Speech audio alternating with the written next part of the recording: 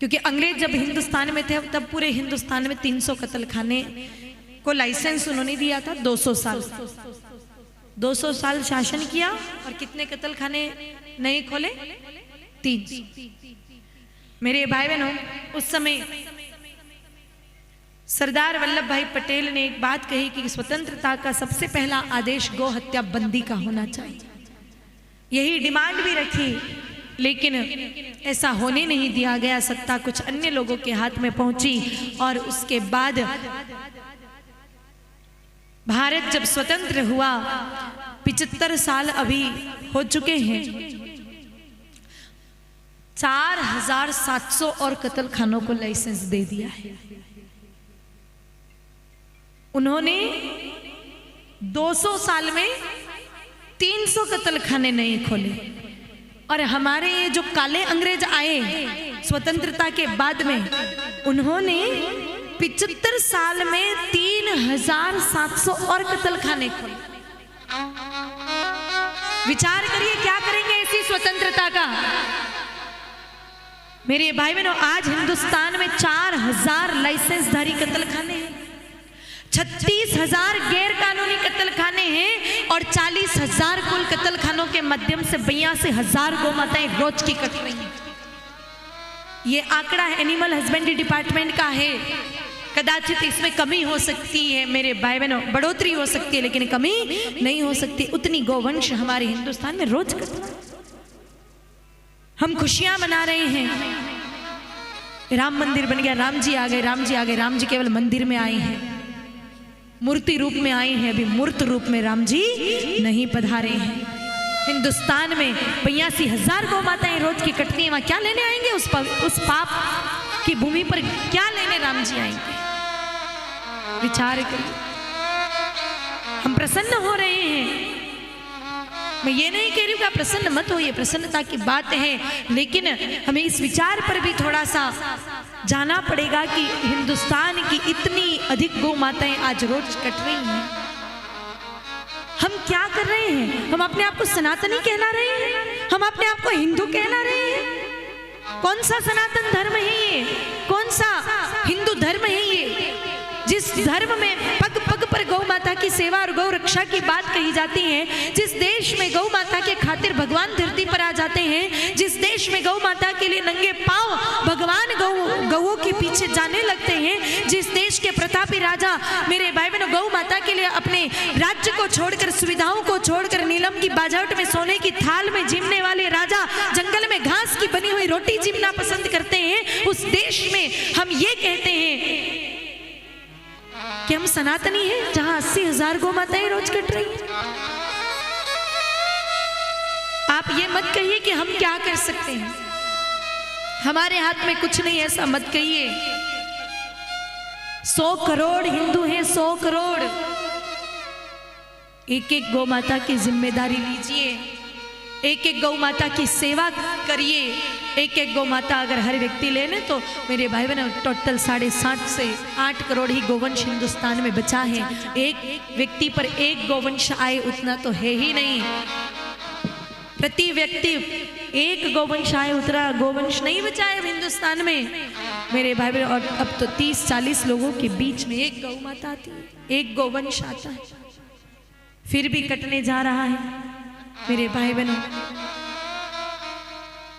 हम किस बात से प्रसन्न हो रहे हैं? हम किस धरती पर रह रहे हैं?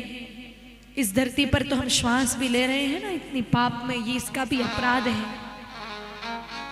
कल भी मैंने आपको निवेदन किया था, आंखों के सामने 500 नर गौवंश नंदी बाबा खड़गपुर से चौरांगी जो चौराया है वहां से कट रहे हैं, आंखों के सामने जा रहे हैं, कुछ नहीं कर सकते। तो इस शासन से तो अच्छे वो मुगल ही थे शायद।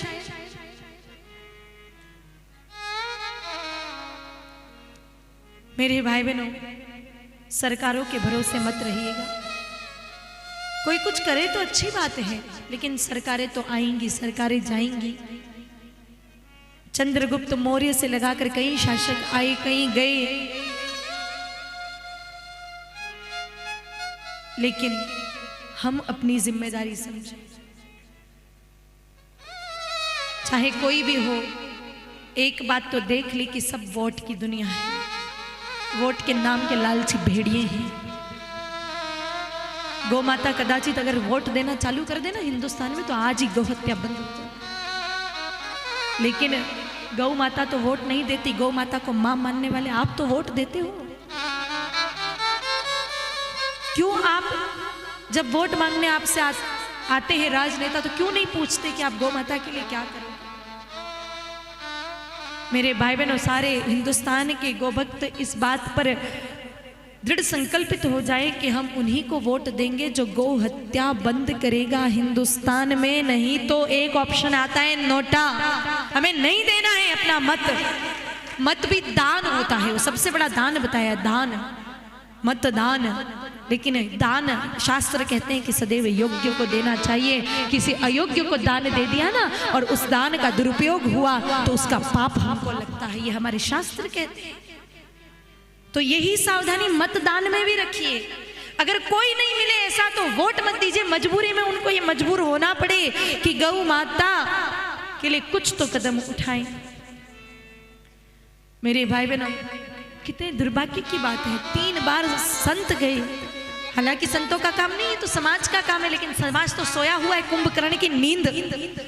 संत 3 बार जब पहुंचे सरकार के पास में कि आप गौ हत्या बंदी करवाइए, मेरे भाई बहनों, जिनसे अपेक्षा नहीं थी उन लोगों ने कहा कि ठीक है हम गौ हत्या बंद करा देते हैं, लेकिन गौ मांस से जो विदेशी मुद्रा आ रही है, करेंसी आ रही है, वो आप सब साधु समाज मिलकर चुका दो,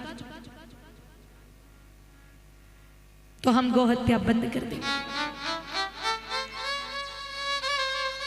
इसीलिए दुर्भाग्य इस देश का, कोई संत इसमें लगे।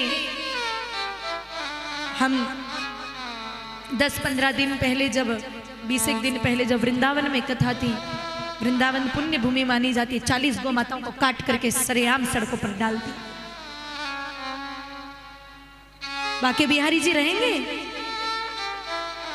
मेरे भाई बहनों, और जिन्होंने विरोध किया उन गोरक्षकों को मथुरा जी की जेल में, आज भी है वो जेल में। नोएडा में 750 टन गोमांस पकड़ा गया। जिन संत ने, परम पूज्य परम गोभक्त गोपेश बाबा ने जब वो गोमांस 350 टन डिस्ट्रॉय करवाया, समाप्त करा दिया, उसको जमीन में गड़वा दिया, तो मेरे भाई बहनों उसका कसाईयों ने इतना विरोध किया। कसाई सबसे पहली बात 3 दिन में छूट गए। 750 टन गोमांस, और उसकी जांच से पता चला है कि ये बछड़ों का है। और इतना गोमांस इकट्ठा करने के लिए कम से कम तो 10,000 बछड़ों की हत्या की। आप एक अलग ही दुनिया में रह रहे हैं और हिंदुस्तान में कुछ अलग ही हो रहा है।